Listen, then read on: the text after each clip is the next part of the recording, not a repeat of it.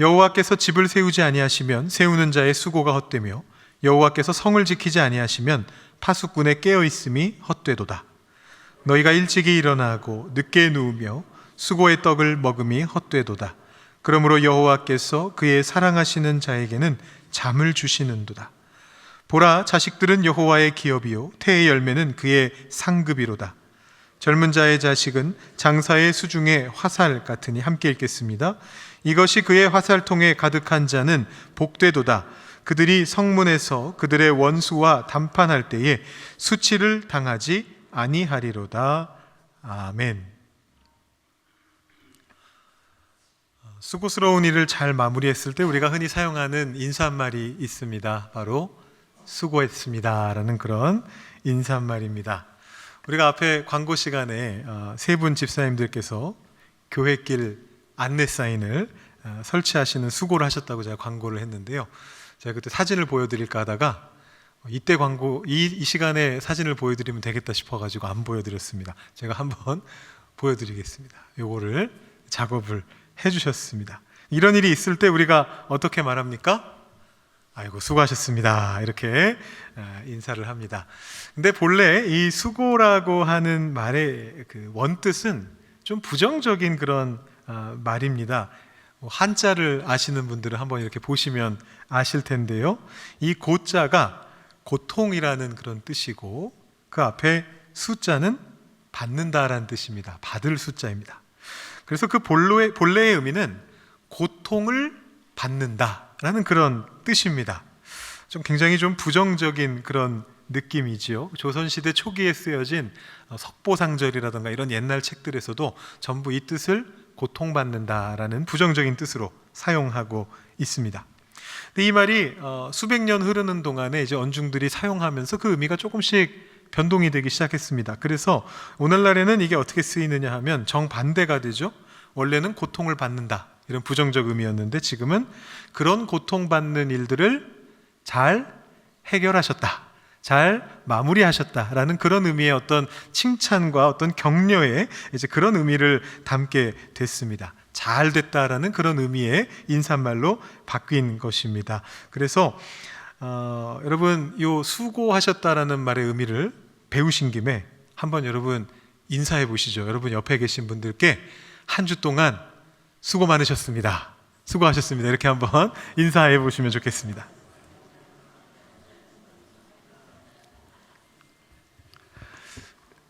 여러분 지금 인사하시면서 혹시 고생하셨다는 의미로 인사하신 거 아니시죠? 잘하셨다는 의미로 말씀하신 거죠? 근데 이 인사말에 대한 논란이 좀 있다고 하더라고요. 이 본래의 의미를 더 중요시 하시는 이 소수의 분들이 이 인사말은 쓰면 안 된다 라거나 혹은 특히 윗사람을 상대로는 써서는 안 된다 이런 말씀을 하시는 분들이 계세요. 일리가 있습니다. 윗어른께 고통 잘 받으셨습니다 이렇게 말한다거나 아니면 수고하세요, 앞으로 고통을 받으십시오 이런 식으로 인사하는 건 좀 문제가 있다라는 그런 이제 입장을 가지신 거죠. 제가 이제 사회초년병 때 제 상사가 이런 관점을 가지고 있었습니다. 그래서 아랫사람이 실수로 그분께 수고하셨습니다 이렇게 인사를 하면 내가 네 아랫사람이냐 이렇게 버럭 화를 내시곤 했습니다. 조금 전에 여러분 서로 인사하신 거는 제가 시킨 거니까 혹시라도 주변에 젊으신 분이 감히 나한테 수고했다고 이렇게 화내시진 않으셔도 됩니다. 어떤 분들은 그게 문제가 있다고 생각하시고 어떤 분들은 괜찮다, 상관없다 이렇게 보시는 분도 있는데 각각의 입장을 존중할 필요가 있겠죠. 오늘 수고라는 말을 설명드리면서 제가 말씀을 시작하는데요. 그것은 오늘 말씀 속에 이 수고라는 단어가 여러 번 나오고 있고요. 그것이 오늘 말씀 속에서 중요한 역할을 하고 있기 때문입니다. 이 수고하셨다라는 인사말 속에는 우리 인생 속에 고생이 계속해서 생겨나고 있다라는 자명한 사실과 그 고생이 잘 해결되기를 바란다라는 또 다른 너무나 당연한 진리가 담겨져 있습니다. 수고하셨다 인사할 때에 그 고생을 하게 돼서 잘 됐구나 이런 의미로 인사하는 분은 없잖아요. 사이코패스나 아마 그런 인사를 할 겁니다. 고생 끝에 낙이 온다 라는 그런 속담처럼 우리 모두가 이 두 가지 사실을 인정하면서 살아가고 있습니다. 우리 인생 속에서 어쩔 수 없이 고통과 고생이 우리를 찾아옵니다. 그렇게 되어 있습니다. 그런데 그 고생이 언젠가는 결실을 맺고 우리에게 낙을 가져다 줄 것입니다. 이 두 가지를 우리가 인정하면서 살아가는 것입니다. 자, 고생 끝에 낙이 온다라면 그것은 좋은 일입니다. 물론 아예 고생 자체가 우리에게 오지 않는 게 제일 좋은 일이겠습니다만, 지금 말씀드린 것처럼 우리의 인생들 속에는 고생이 끊이지 않고 찾아오게 되어 있습니다. 그렇기 때문에 이미 온 그 고생은 잘 해결되는 것이 최선입니다. 그리고 그것은 좋은 일입니다. 그런데 고생 끝에 낙이 오지 않는 일이 생긴다면 어떻게 될까요? 고생은 고생대로 하고 수고는 수고대로 하고, 근데 수고하셨다라는 그 인사는 받지 못하게 되는 그런 일들이 벌어지게 된다면 어떻게 될까요? 그건 굉장히 헛된 일이겠죠. 오늘 말씀이 바로 그 헛된 수고로움에 대해서 이야기하고 있습니다. 오늘 우리가 읽은 127편, 시편 127편 말씀은 성전에 올라가는 노래라고 표제가 적혀 있는 120편부터 134편까지의 일련의 시편들 정가운데에 있는 시편입니다. 동시에 이 성전에 올라가는 노래라는 시편의 묶음들은 시편 107편부터 150편까지를 시편 제5권이라고 부르는데, 이 다섯 번째 책의 정중앙에 놓여 있습니다. 그래서 학자들 중에는 시편 127편이 시편 5권에서 가장 핵심적인 시다라고 그렇게 말하기도 합니다. 자, 이 표제를 한번 생각해 보시면요, 성전에 올라가는 노래라는 말이 담고 있는 의미가 있습니다. 그것은 뭐냐 하면, 이 시가 시편으로 묶이게 됐던 후기 유대교 때 뭔가 예배를 드리는 어떤 성전에 올라가는 상황들이죠. 예배를 드리거나 절기 행사가 있거나 그럴 때 불려졌던 노래들이라는 의미입니다. 그래서 이 곡들이 묶여 있는 겁니다. 성전에 올라가는 노래 해가지고 그 같은 표제 아래 묶여 있습니다. 여기서 쉽게 얘기한다면 오늘날의 찬송가와 같다라고 보실 수가 있습니다. 어떤 학자들은 이 127편에서 감사의 흔적을 찾아내거든요. 1, 2절에도 하나님의 도우심이 나오고 3절부터 5절 사이에도 상급과 같은 자식들이 감사의 주제가 되기 때문에 아마 이것이 추수감사절 같은, 오늘날로 친다면 당시에 맥추절이나 장막절에 이 시편이 쓰였다라고 보는 그런 학자들이 있고, 또 다른 학자들은 이 시가 별로 예배 때 쓰인 것 같지 않고 오히려 교훈적인 시다 라고 그렇게 이야기하는 학자들도 있습니다. 왜냐하면 1절하고 2절에 헛되고 헛되며 헛되고 헛되니 모든 것이 헛되도다 라는 그 전도서의 말씀이 메아리 쳐서 들려오고 있거든요. 이 시가 좀 독특한 시입니다. 그러니까 여러분들이 시편의 시들을 많이 읽어보셨다면 대부분 그 시편들이 일정한 틀을 가지고 있는데, 성전에 올라가는 노래라면 거기에 어울리는 하나님을 막 찬양하는 어떤 그런 주제들로 되어 있고, 또 어떤 교훈의 시라던가 지혜의 시라면 또 그런 어떤 형식을 가지고 있는 건데, 이 시는 생긴 거는 지혜시 같이 생겼는데, 교훈시 같이 생겼는데 표제는 성전에 올라가는 노래다 이렇게 적혀 있고요. 그런데 정작 전형적인 예배시하고는 굉장히 다르게 되어 있습니다. 물론 그것이 이 시의 어떤 본질적인 내용을 해석하는 데 영향을 주지는 않습니다. 왜냐하면 우리가 찬송가 같은 경우에도 각 곡의 대략적인 어떤 성격에 따라서 찬송가의 분류를 만들어 두는데, 실제로 부를 때는 거기에 따라서 꼭 부르지는 않거든요. 이 이스라엘의 찬송가라고 할 수 있는 시편도 마찬가지다라고 볼 수가 있습니다. 제가 지난 수요일날 수요예배 설교를 마치고서 우리 다시 만날 때까지라는 그런 찬송을 불렀습니다. 근데 이 찬송이 보통은 장례 때에 부르거나 아니면 어떤 환송 같은 걸 할 때, 멀리 사람을 떠나보내면서 환송식 같은 거를 할 때 주로 부르는 노래입니다. 왜냐하면 후렴구가 다시 만날 때, 다시 만날 때, 예수 앞에 만날 때 이렇게 되어 있기 때문에 약간 이 천국에 가서 다시 보자, 약간 이런 느낌으로 들려지는 그런 이제 노래입니다.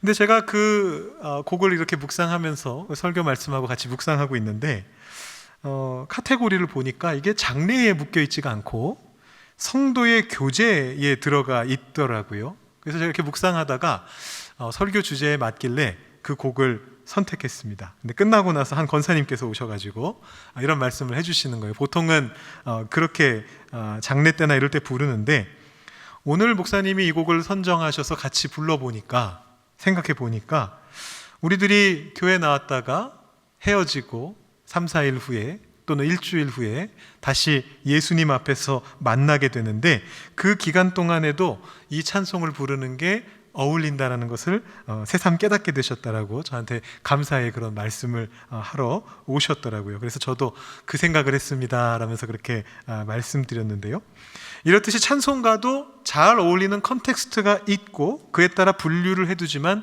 때로는 전혀 다른 컨텍스트에서도 얼마든지 부를 수가 있습니다. 마찬가지로 오늘 이 시편도 일단 분류는 예배 때 감사 노래로 불려졌던 것 같은데, 그 외에도 여러 상황 속에서 불려졌던 그런 시인 것 같습니다. 근데 오늘은 어디에다 초점을 맞춰보려고 하는 거냐면 교훈적인 성격에 맞춰보려는 겁니다. 오늘 우리가 읽은 시편이 크게 둘로 나눠지는데, 1절, 2절은 전도서 맥락하고 유사하고 3절부터 5절은 잠언의 맥락하고 유사합니다. 먼저 1, 2절을 한번 제가 다시 한번 읽어드려 보겠습니다. 여호와께서 집을 세우지 아니하시면 세우는 자의 수고가 헛되며 여호와께서 성을 지키지 아니하시면 파수꾼의 깨어 있음이 헛되도다.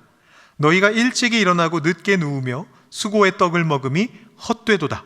그러므로 여호와께서 그의 사랑하시는 자에게는 잠을 주시는도다. 여러분, 뭔가 참 유명한 말씀이죠. 교회에서 막 엄청나게 강조하는 그런 구절은 아니지만 여러분, 교회 생활 하시다 보면 분명히 언젠가 한 번쯤은 들어보신 그런 말씀입니다. 특히 이 구절이 유명하죠. 여호와께서 그의 사랑하시는 자에게는 잠을 주시는도다. 근데 혹시 여러분 그냥 지금 제가 말씀드린 것보다 좀 더 친숙하다, 그냥 교회에서 가끔씩 들어온 것 같다, 이런 게 아니고 이거 최근에 어디서 들어본 것 같은데, 어디서 봤는데, 만약에 이런 생각이 드신다면 기억력이 좋으신 겁니다. 왜냐하면 제가 딱 이 본문으로 한 6, 7개월 전에 올해 4월 달에 일상을 예배로라는 그런 제목을 가지고 설교할 때 바로 이 본문으로 제가 설교를 했었습니다. 근데 어떻게 6, 7개월 만에 같은 본문으로 제가 또 설교를 하게 됐을까요? 조금 더 포커싱을 달리해서 해석할 만한 부분들이 생겼기 때문입니다. 자, 이 1절과 2절 말씀을 잘 보시면 수고라고 하는 단어가 2번 나옵니다. 1절에서는 이렇게 이야기하죠. 여호와께서 집을 세우지 아니하시면 세우는 자의 수고가 헛되다. 1절과 2절 말씀은 우리의 일상의 삶 속에 하나님의 도우심이 없다면 그것은 헛될 수밖에 없다라는 진리를 전달합니다. 집을 세우려고 노력해봐야 하나님께서 집을 세워주지 않으시면 헛된 일이 됩니다. 물론 이 말씀은 비유적인 표현입니다. 우리가 수고해서 집을 세웠는데 그 집이 완성되지 않는다, 그런 의미가 아니고요. 여기서 말하는 의미는 뭐냐 하면 우리가 수고해서 집을 세웠는데 이미 완성이 됐는데 그 집에서 우리가 살 수 있지 않는 경우도 생겨난다라는 그런 의미를 말하는 것입니다. 우리가 살 수 있는 보장이 없다는 겁니다. 내가 내 땀 흘려서 내가 내 손으로 내가 수고해서 집을 건축하였지만 그 집이 남의 것이 될 수 있다라는 그런 의미입니다. 지난 주간에 한국에서 이슈가 됐던 사태가 하나 있습니다. 여러분들 혹시 한국의 모국의 뉴스들을 좀 보시는지 제가 모르겠는데요. 이 대통령 담화도 있었고 또 미국 대선도 있었고 더 큰 이슈들이 이렇게 덮고 지나가가지고 이렇게 슬쩍 지나갔는데, 이 관련 있으셨던 분들한테는 큰 이슈가 됐던 사건이 하나 있었습니다. 그게 뭐냐 하면 집 문제였습니다.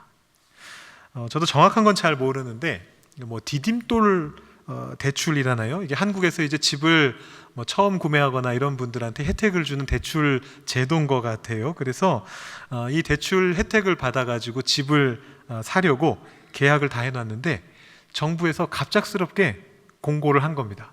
바꾸겠다. 그래서 대출 혜택을 줄이겠다라고 그렇게 공고가 나온 겁니다. 얼마나 줄였냐 하면요, 무려 4,800만 원이나 줄였다고 합니다. 굉장히 큰 돈이잖아요. 그래서 이 집을 구하던 사람들 사이에서 이 대출을 끼고 이제 집을 구하려고 했던 사람들이 난리가 난 겁니다. 벌써 계약금은 넣었고 이제 몇 주 뒤에 잔금만 넣으면 이제 그 집이 나의 집이 되는데 정부에서 예고하지 않고 갑자기 4,800만 원을 우리가 못 주겠다, 대출 못 해주겠다 이렇게 나오니까 얼마나 당황했겠습니까? 몇 주 사이에 어떻게 4,800만 원을 구해요? 그래서 패닉이 와가지고 난리가 났습니다. 기사화도 됐습니다. 성토하고 막 난리가 나니까 이제 정부에서 한 발 물러났습니다. 당황해가지고 뒤로 물러나면서 뭐 이렇게 한시적으로 몇몇 사람들에 한해서 어떻게 조치를 하겠다 이렇게 바뀌었는데 아직도 좀 시끄러운 것 같아요. 모든 사람에게는 혜택이 돌아가지 않는다는 것 같습니다. 제가 왜 이 사례를 소개해 드리느냐 하면 제가 한국에 집을 살려다가 여기에 물려버린 게 아니고요. 만약에 그랬으면 제가 좀 더 자세하게 알고 있겠죠. 이 제도가 어떻게 돌아가는 건지. 오늘 말씀의 현대판 실화 사례이기 때문에 말씀을 드려봤습니다. 여호와께서 집을 세우지 아니하시면 세우는 자의 수고가 헛되다. 집을 세웠는데 거기 사는 건 내가 아닌 것입니다. 어처구니 없는 그런 상황입니다. 여러분 드라마나 영화 같은 것을 보시면은 약간 클리셰처럼 나오게 되는 그런 대사가 있습니다. 어떤 분이 이렇게 자랑스럽게 당당하게 이야기합니다. 저기 보이는 저 아파트 저거 내가 지은 거야 이렇게 이야기합니다. 어떤 얘기냐면 건설사 직원이거나 아니면은 속칭 소위 말하는 이 노가다를 하시는 그 일을 하시는 분이신 거예요. 근데 그런 분들이 이렇게 막 술 한잔 하시면서 딱 얘기하시는 거예요. 저 아파트 내가 이거 쌓아 올려서 내가 지은 거야. 저 공구리 내가 친 거야. 이렇게 딱 자랑스럽게 얘기를 하세요. 그런데 그 다음에 표정이 씁쓸한 표정으로 바뀝니다. 근데 내가 거기 살지는 못해. 너무 비싸서 이런 장면들이 클리셰처럼 나올 때가 있습니다. 현대사회는 자본주의 사회고 이제 대규모로 건설공사 같은 것들을 하니까 이런 일들이 흔하게 생겨납니다만 성경 시대로 한번 돌아가 보면 고대 이스라엘에서는 집을 자기 손으로 지었으면 거기 자신이 살아야 되는 거죠.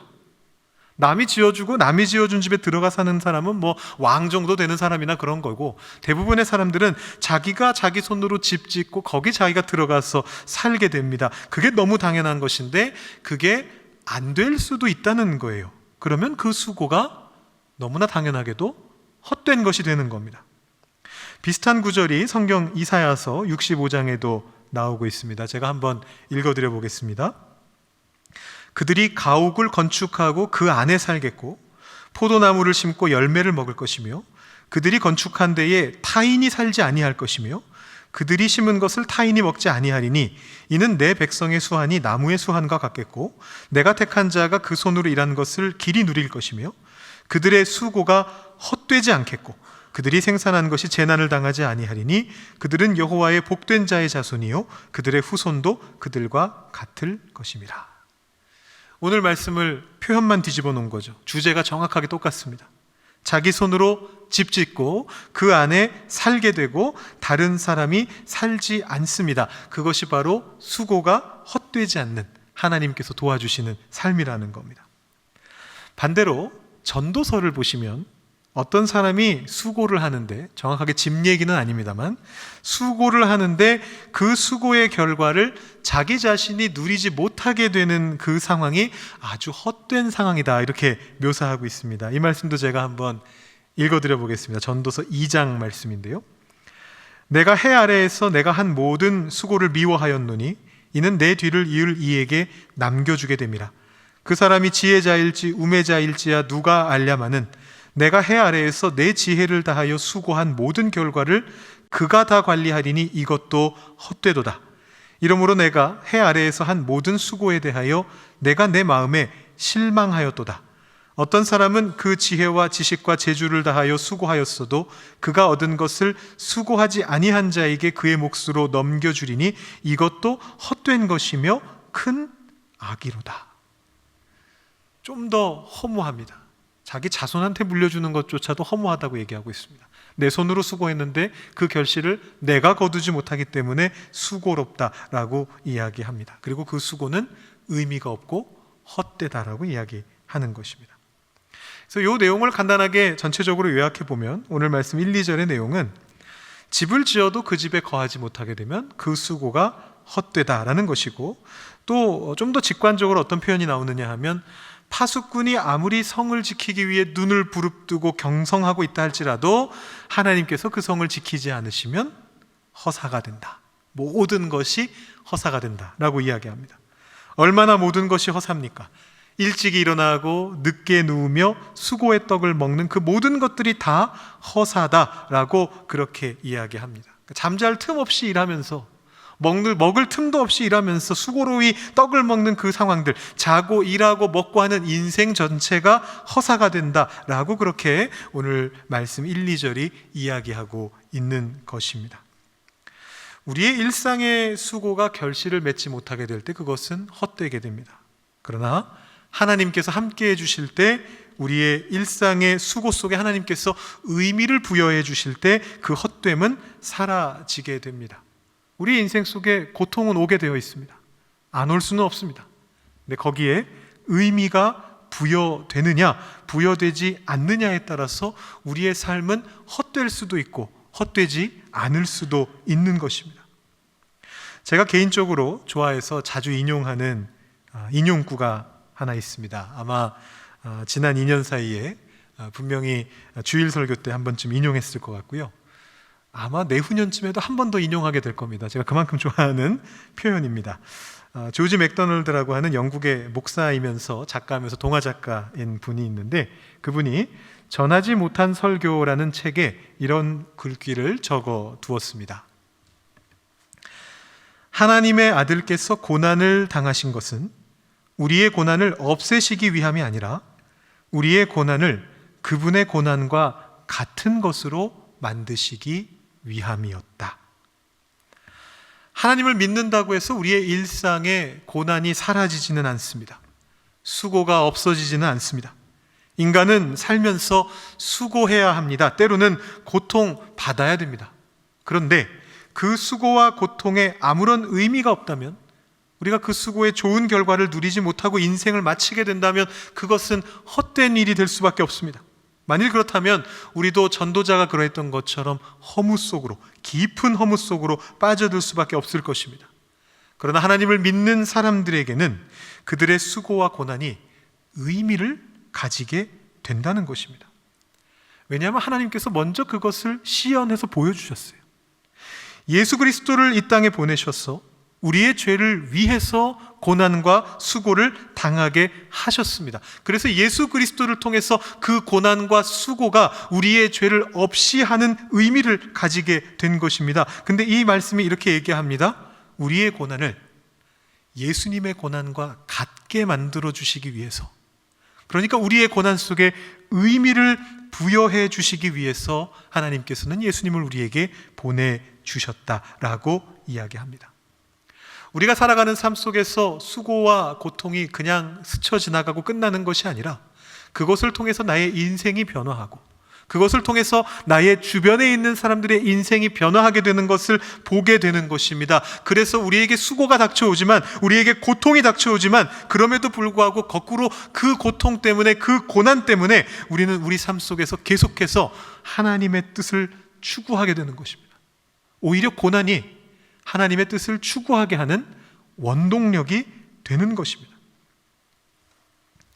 오늘 말씀 3절과 5절의 말씀은 이런 말을 전하고 있는데, 이것은 사실 오늘날 우리의 컨텍스트하고는 많이 다른 고대 사회 맥락 속에서 주어진 축복의 말씀입니다.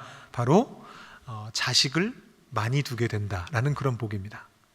자식을 많이 두는 것이 하나님께로부터 받는 복이라고 여겼던 그 시대상을 반영하고 있습니다. 이유가 있습니다.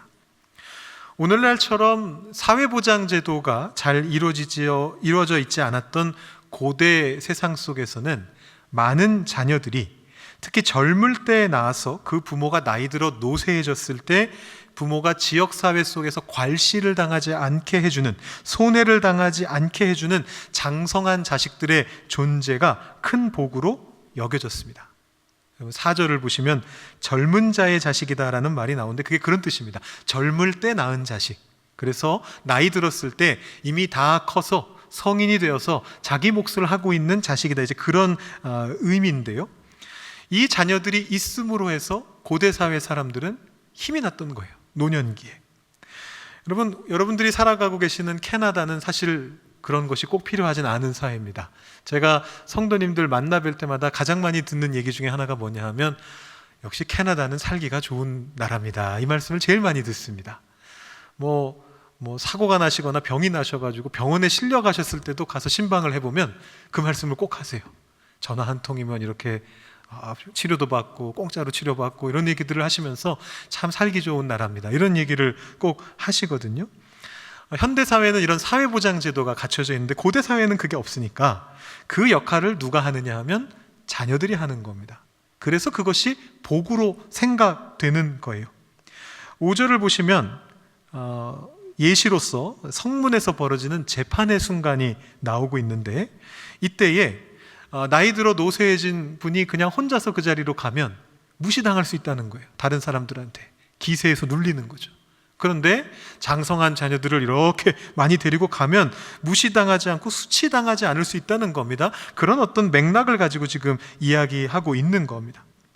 이 사회적인 맥락을 이해한 채로 오늘 말씀의 3절부터 5절 말씀을 읽어보면 하나님의 복을 받는 자는 어떤 존재인가를 우리가 생각해 볼 수 있게 됩니다. 이 말씀을 시대가 바뀌고 사회가 바뀐 오늘날에 문자 그대로 받아들일 수는 없습니다. 오늘날에도 자녀를 많이 낳을수록 하나님의 복을 많이 받은 거다, 이렇게 정의 내리기는 쉽지 않다라는 것입니다.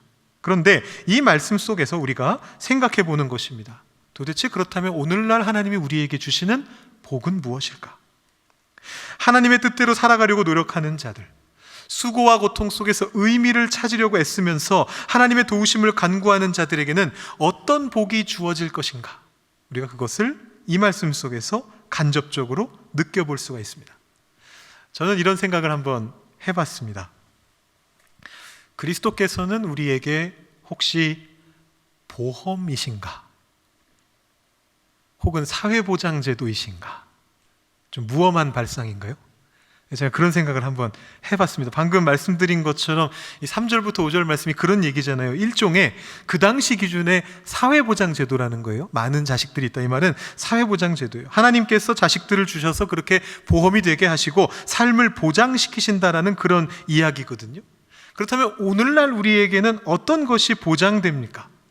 하나님께서 무엇을 보장해 주십니까? 그래서 제가 한번 이름을 붙여봤습니다. 사회보장제도가 아니고 그리스도 보장제다. 이건 제가 지어낸 말입니다. 여러분 혹시 검색하셔도 절대로 찾으실 수 없습니다. 사회보장제도를 뒤집어가지고 제가 붙여봤습니다. 그리스도 보장제다. 하나님께서 그리스도를 통해 우리에게 무엇을 보장하시는가? 그것은 바로 너의 수고는 결코 헛되지 않을 것이다 라는 약속의 말씀입니다. 하나님께서 같이 집을 세워주시기 때문에, 하나님께서 같이 성을 지켜주시기 때문에, 하나님께서 같이 노년기를 지켜주고 계시기 때문에 너의 수고는 결단코 헛되지 않을 것이다 라고 그렇게 말씀해주고 계신 겁니다. 엄청난 보험입니다. 무엄한 표현이어도 어쩔 수 없습니다. 어마어마한 보험입니다. 우리 삶의 의미를 잃지 않게 해주는 아주 강력한 보장제입니다. 수고로운 삶을 살아가고 계시는 여러분, 하나님께서 이렇게 말씀하십니다. 너의 수고는 헛되지 않을 것이다. 이미 우리의 참된 스승이신 그리스도께서 그것을 십자가 위에서 보여주셨습니다. 십자가에 달려 돌아가실 때 그냥 돌아가신 것이 아니라, 그 고난을 그냥 감내하신 것이 아니라 바로 우리들을 위해서, 우리들의 죄를 없이 해주기 위해서 그 위에서 돌아가시면서 우리의 고난을, 우리의 고통을, 우리의 수고를 바꿔주셨습니다. 제 아무리 심한 고통이 우리 삶에 밀려온다 할지라도, 제 아무리 큰 수고가 우리의 인생을 쥐어서 흔든다고 할지라도 그 수고의 의미는 이미 십자가 위에 나타났고, 우리는 그 십자가를 묵상하는 가운데 우리에게 닥쳐오는 수고의 의미를 발견할 수 있게 되는 것입니다. 바로 우리의 삶을 바꾸어 가시고 우리 주변에 있는 이들에게 도움을 주시는 그 수고를 우리가 행할 수 있게 됩니다. 여러분들께서 하나님 앞에 부르짖으시면서 기도하시는 가운데에 언제나 하나님의 의미가 여러분의 인생 속에, 그 수고 속에 임하기를 기도하시면 좋겠습니다. 우리의 인생이 헛되지 않기를 위해서, 우리의 매일매일의 수고가 의미 없이, 결실 없이 끝나버리지 않기 위해서 하나님의 사랑의 은혜를 받고 하나님의 복을 받아 누리면서 하나님의 뜻이 우리 삶 속에 이루어지는 그런 의미 있는 삶을 매 순간 살아갈 수 있기 위해서 여러분들 기도하며 나아가시면 좋겠습니다. 하나님께서 그런 복을 여러분들에게 더하여 주실 것이고, 여러분들의 수고가 아름답게 결실이 맺는 것을 반드시 보여주실 것입니다. 기도하시겠습니다. 하나님 아버지, 감사합니다.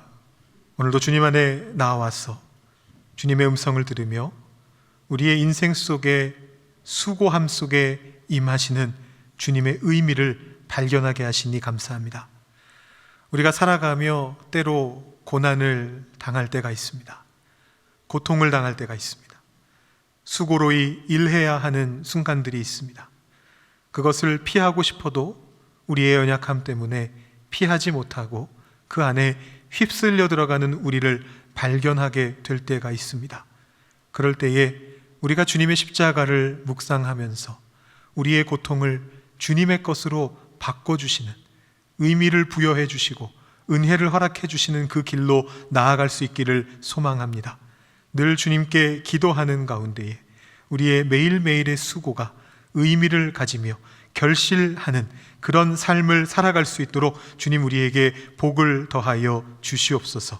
우리들을 통하여서, 우리들의 그 수고를 통하여서 우리들 자신과 우리 주변에 있는 분들이 하나님을 발견하게 되고 더욱더 하나님과 깊이 교제하게 되며 하나님의 능력과 하나님 주시는 복 가운데서 살아갈 수 있는 우리 모두가 될 수 있도록 주님께서 늘 항상 동행하여 주시옵소서. 감사드리며 예수님의 이름으로 기도드립니다. 아멘.